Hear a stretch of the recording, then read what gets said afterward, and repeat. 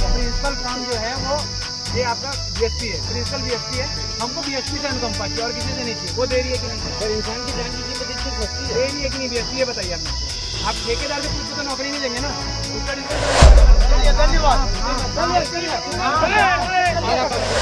Ward की value नहीं है ना सर, वो वर्ड मत बोलिए सर। आप कहीं ना कहीं फैसला हो चुका होता, आप लोग कोई सेंसिटिव नहीं, क्योंकि आप लोग के लिए ठेका श्रमिक कीड़े मकोड़े हैं। आज एक गया 10 खड़े हो जाएंगे, क्योंकि नौकरी चाहिए लोगों को।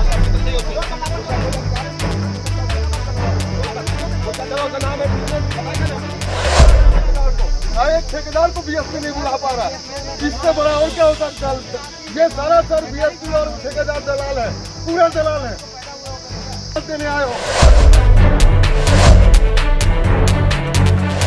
देख रहे हैं 10 सीजी खबर। ये बोर्ड जो आप मेरे सामने देख रहे हैं, अपने स्क्रीन में देख रहे हैं, लिखा हुआ है हमारा लक्ष्य शून्य दुर्घटना। और ये बोर्ड लगा हुआ है भिलाई स्टील प्लांट के हॉस्पिटल सेक्टर 9 में। सेक्टर 9 वो हॉस्पिटल है जहां पर लोग अपनी जान बचाने आते हैं। लाखों की जान इस हॉस्पिटल ने बचाई है, पर 6 तारीख की शाम को एक जान यहां चली जाती है।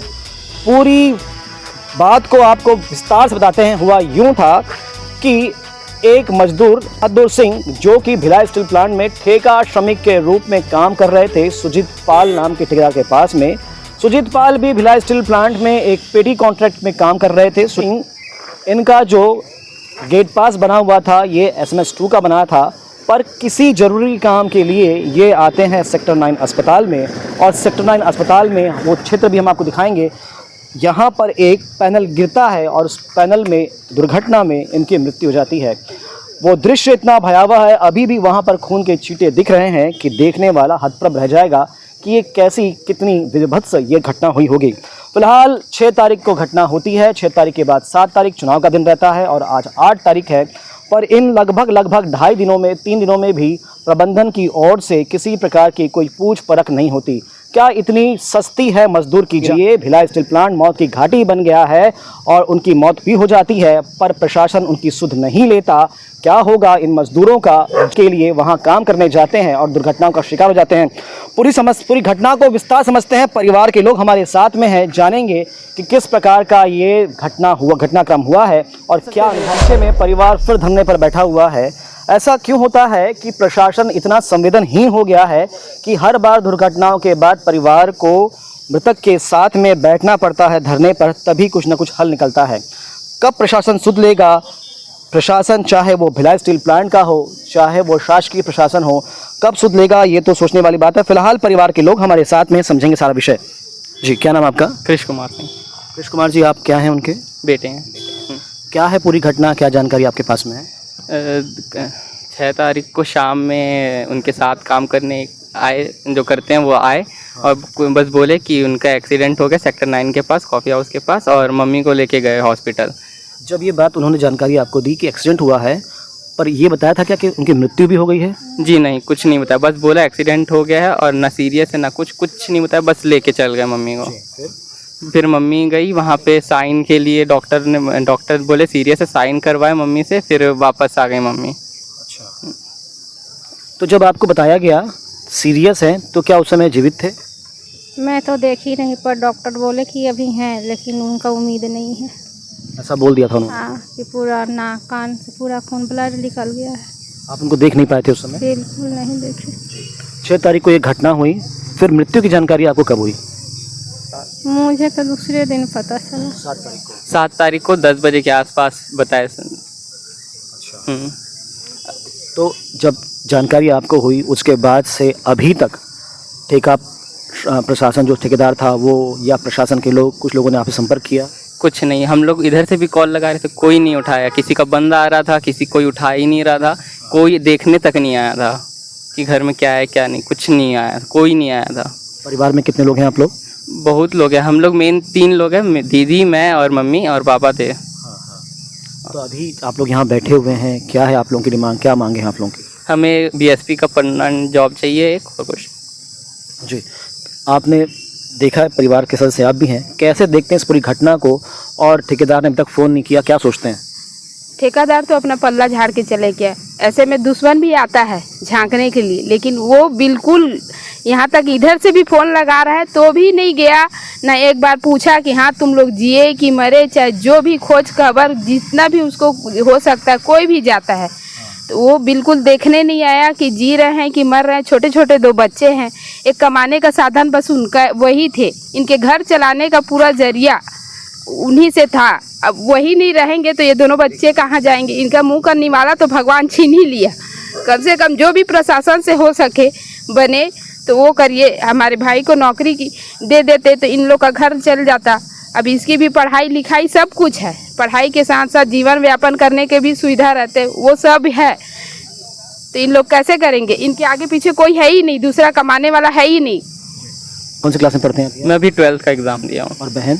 बहन अभी सेकेंड ईयर कर रही है।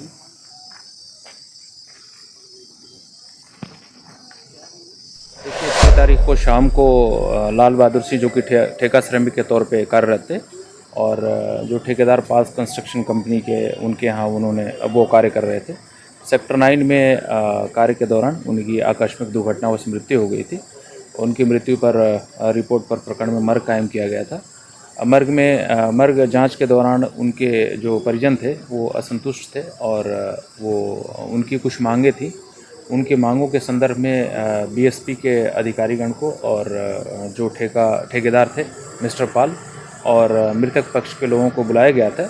एक सौहार्दपूर्ण वातावरण में बातचीत करके और जो भी एक सम्मानजनक राशि सहयोग के तौर पे होती है वो उनको स्वेच्छा से पाल कंस्ट्रक्शन के द्वारा प्रदान किया गया है और प्रकरण में मर्ग जांच जारी है। जांच पश्चात जो भी तथ्य पाए जाएंगे उसमें अग्रिम जी का जो प्रकरण था उसमें यह था कि उनकी जो कार्यस्थली थी SMS2 थी और वो सेक्टर 9 हॉस्पिटल जो पंप हाउस बन रहा है वहाँ पर वो आए थे और वहाँ पर उनकी दुर्घटना में मृत्यु हुई। ये टोटली कहा जाए एक लापरवाही है ठेकेदार की। लेकिन इसमें यह था कि उनका जो कार्य क्षेत्र अलग होने के कारण जो BSP के नियम है इसके तहत में उनको अनुकंपा नियुक्ति नहीं मिली। लेकिन इंटक यूनियन की तरफ से हम लोगों ने पूरा प्रयास किया कि उनके परिवार को सहयोग मिले और आगे उनके बच्चों के लिए जो सहयोग हो सकता है वो हम लोग ठेकेदार से मिल करके और प्रबंधन और पुलिस प्रशासन के सहयोग से एक उनके परिवार के लिए सहयोग राशि हम लोगों ने। Madhusudan Sharma, general secretary BSP contractor welfare association Bhilai. हम लोग उसके तहत एक अपना दुर्भाग्यवश कल एक घटना घटी थी।